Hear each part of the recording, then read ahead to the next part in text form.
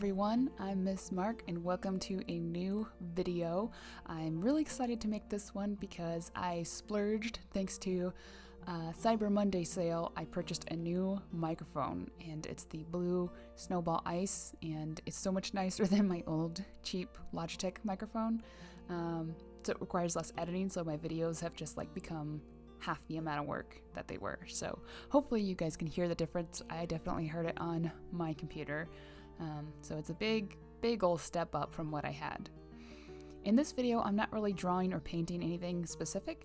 I'm setting up a new paint palette. I've been slowly growing my collection of watercolors, and I decided it was time to rearrange my paints in my portable paint palette.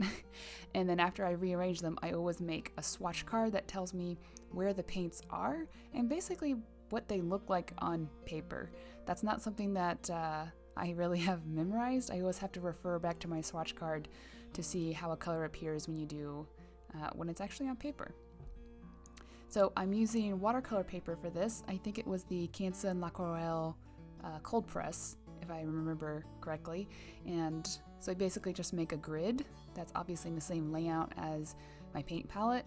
And then I write down the names of the paints, and I also make a note of the pigment recipe, basically, the makeup, the pigments that go into the paint. I don't refer to the actual pigment that often, but I do occasionally, so it's handy to have it on here.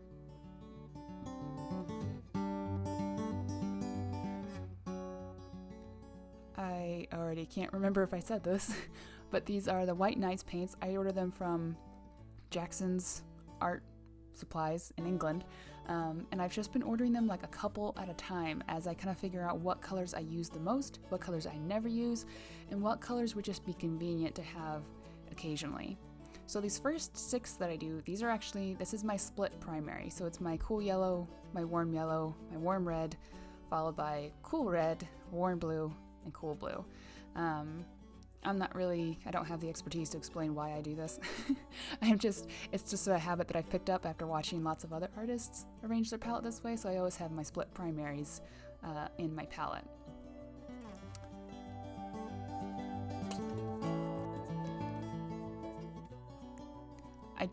Because my watercolor set is so big and I have so many colors, I don't actually mix my split primaries that often, so I'm thinking about maybe letting go of this habit.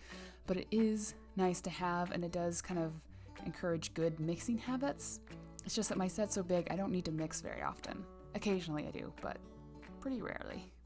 And then the next thing that I did after I got my split primary collection set all arranged, I grouped them into kind of oranges, reds, and greens, and then blues, followed by kind of my yellow ochre brownish colors, and then my more sepia neutrals.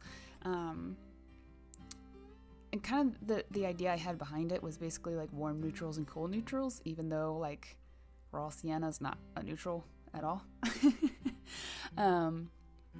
But that's kind of how I was thinking about it, and that's generally how I use them. I use them for a little bit more low-key elements in my paintings. So as far as my style is concerned, they are comparatively neutral. My thought process behind this entire collection, and kind of the thought process whenever I buy new paints, is I want it to be a convenience set. This is something that I've seen animators have, or illustrators who have to draw the same things over and over and over again, and they need them to be consistent. So if you want to make a specific color of blue for a uniform, it's so much easier. If you have to draw that character 500 times, it's really nice to have just that same blue pre-mixed, so you don't have to mix it yourself. And that's kind of my approach to watercolors, is I just like to pick the color that I need straight from the pan. I don't actually like mixing my colors. I think it's laziness, but we're gonna call it a creative choice. So yeah, this palette is very much based around what I know I draw and color and paint, and I've basically gotten rid of colors that I know for a fact I don't ever touch, or I very, very rarely touch. So I feel like I've heard someone call this a convenience palette before, but I don't know where I heard that. Yeah, so I've been working, I think I ordered these paints, did I order them this summer? Last summer? I don't remember when I ordered these. I think it was this summer. And since then I've just worked on, you know, 1 or 2 colors at a time, replacing the colors that I don't use with colors that I know I will use a lot. So for example, indigo was one I knew I would use a lot, so that went in there. Bright blue is one that I use a lot. Titan red is like my jam. So yeah, I really like putting together this palette, and now that I've used it the way you see it in this video, I've used it like that for about 2 months now, and it's just so satisfying to open it, and the colors I love are there in an arrangement that I like, and I am really happy with this palette, and it just makes me happy to see the swatch card. So anyway, I hope you got something out of this video. A big part of this video was actually just testing out my microphone, so I feel like I maybe haven't said anything of substance, but my lack of substance hopefully came through nice and crystal clear. So anyway, yeah, hopefully this microphone allows me to make more videos in the future, and yeah, I will see you guys later.